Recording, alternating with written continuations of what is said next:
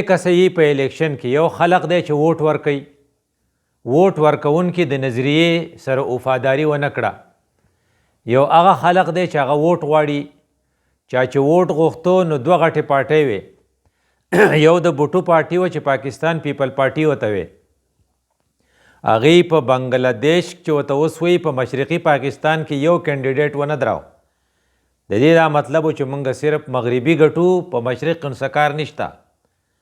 او همدغه رنګې شیخ مجیب په مغربي کې څوک نه ودرولي چې موږ مشرقي ګټو، موږ په مغرب کې څه کار نشته.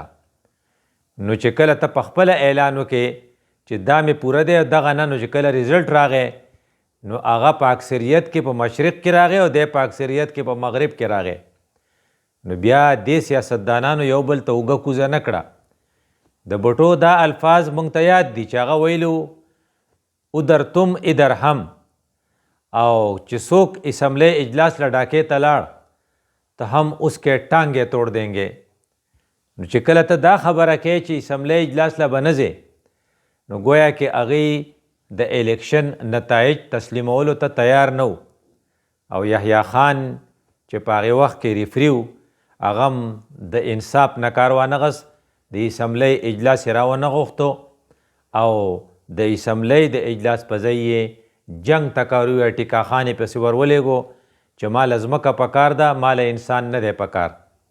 او د انډیا په مداخلت په وجه باندې د تاریخ هغه خطرناک صورتحال پیدا شو چې تقریبا 100,000 فوج هندوانو ته وسله کېښوده او سرنډر شو. او په پاکستان مین خلق، په اسلام مین خلق، نور خو څه کوي، خو په سعودي کې شاه فیصل الله دې وبخي هغه په جړا شو او هغه ته د هغې نه ډېر زیات دک ورسېدو. نن 16 دسمبر 2023 کې موږ خپل احتساب کوو او د قرآن او د حدیث نه ګورو. یو طرف ته په قرآن کې په سورت رعد کې 11 نمبر آیات ته چې ګوره ما چې تاسو سره کم ښه کړي هغه دا دي، له معقبات من بین یدیه ومن خلفه یحفظونه من امر الله. د الله په حکم یا د الله د عذاب نه یا د مصیبتونو نه د بچ کېدو دپاره ما ستاسو دپاره انسین فورسز چې هغې ته فرشتې او ملایکې وایي، ما ستاسو په حفاظت کې لګولی دي. خو زه خو ستاسو د حفاظت دپاره انتظام کوم، خو چې کله تاسو بیا زما د نعمت ناقدري وکئ نو بیا زه خپل حفاظت ستاسو نه اوچت کم. خبره ستانه ده چې ته د نعمت قدر کوې او که نه کوې. نو تا د نظریې قدر ونه کو، تا د پاکستان قدر ونه کو، تا د ځمکې قدر ونه کو، نو ما ستا نه خپل دغه واپس واغست. او الله تعالی په کلیر کټ الفاظو کې وایي چې ان الله لا یغیر ما بقوم حتی یغیروا ما بانفسهم. الله تعالی حالات نه بدلی، خو چې کله هغه کسان په خپل حالات بدل کی، په زړه کې عقیده خراب شي، د نظریې د وفادارۍ په ځای باندې د دولت پجاری شي، او کله هغه د دولت د حصول دپاره هر ناروا طریقه شروع کی، نو دولت کا پرستار کبھی وفادار نہیں ہو سکتا.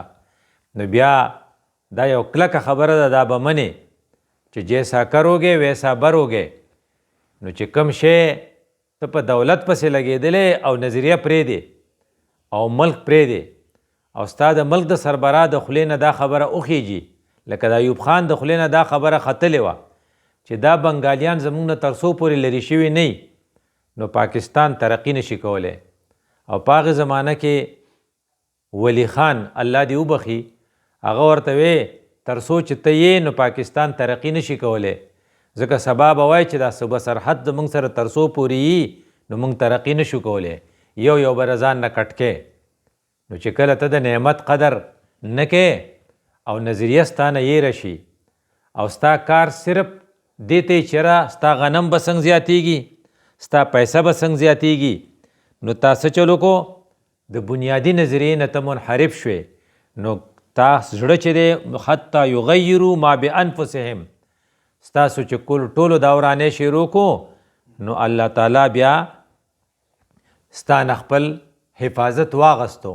نو حالت یې دله بدل کو، نو د هندي غلامۍ او د هندو ته د وسلې کې خودو غونته کې عمل درنه واغستو. ولې اذا اراد الله بقوم سوءا فلا مرد له. کله چې الله فیصله وکړي، هغې یو سړي تپوس وکړو، یو حدیث مفهوم دی، رسول الله سلم ته وایي چې په موږ کې صالحان یي نو بیا به هم دا چل کیږي؟ نو حضرت ورته وایي نعم اذا کثر الخبث. کله چې خبیثان ډیر شي او کله چې خراب خلق زیات شي، کله چې وټونه خلق خرابې نظریې له ورکي، نو بیا به عذاب په تاسو راځي.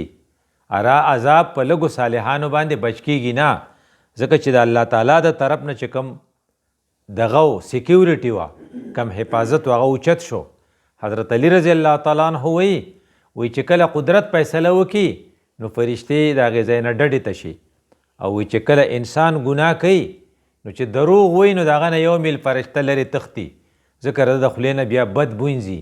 نو الله وایي زه خپل حفاظت چې د چا نه اوچت کم نو بیا صحیح بیا هېڅوک یې نشي بچ کولی، فلا مرد له. او بیا وایي وما لهم من دونه من وال. د الله نه دې څوک خلاصولی بیا نشي، څوک والي او څوک دوست نه وي. ته ویلی شي چې د قرآن دا اټله فیصله ده چې کله ته نظریه پرېږدې بیا د خدای حفاظت په تا ته نه میلاویږي. او په 71 کې چونکې پاکستانی قوم نظریه پرېښوده او ذاتي مفاد اختیار کړل. د سیاستدانانو دوه کارونه، یو دا چې دا ملک ترقي وکړي او د خلکو خدمت وکړو، دویم دا چې زمونږ خپل جیب ډک شي. چې کله د سیاستدانانو اکثریت د خپل جیبه د خپلو ملګرو د جیب د ډکولو دپاره کارکردګي شو کول شروع کړي، نو بیا ترې پاکستان پی ای جوړ شي. پی ای ولې تباه دی؟ ځکه چې د هر حکمران خپل کسان بغیر د میرټ نه په هغې کې برتي کړي دي، هغه تنخواګانې اخلي، آمدني شته نه، ځکه چې کار کوي نه.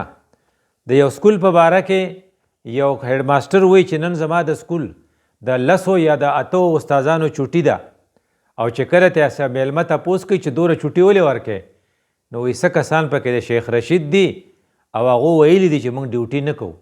نو چې د شیخ رشید په شان مشرانی او هغه بیا د هغو استادان ډیوټي نه کوي، نو هغه اداره بیا ګټه نشي کولی، ځکه دلته کې دولت کے پرستار رالل وہ کبھی وفادار نہیں ہو سکتے.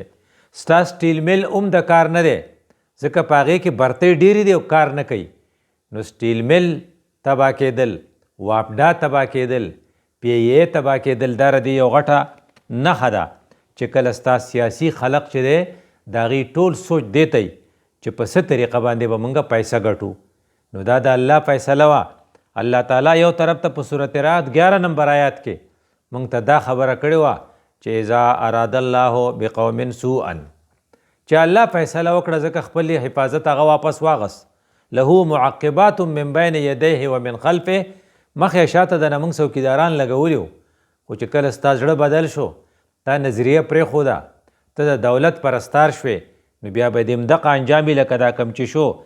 همدقه خبره الله په صورت انفال کې په آیات نمبر 53-53 کې کوي، ذالک بان الله لم یکن مغیرا نعمتا انعمها علی قوم. دا د الله قانون دی چې الله یو قوم له پاکستان ورکړی او الله ول مشرقي او مغربي دواړه ورکړي، نو حتی یغیروا ما بانفسهم، خو هغې د دننه نه د شوکت حیات په شان بدل شي، یک چند چوکرو کی بات تی، د ایوب خان په شان بدل شي چې موږ به الو ترقي کوو چې پنګالیان د ځان نه لر کو، او د بټو په شان بدل شي چې هغه وایي چې جو گیا هم اس کے ٹانگے توڑ دیں گے. نو بیا څه چلو شي چې کله ستاسو اکثریت چې تا ته چا ووټ میلاو شي هغه دا چل کوي.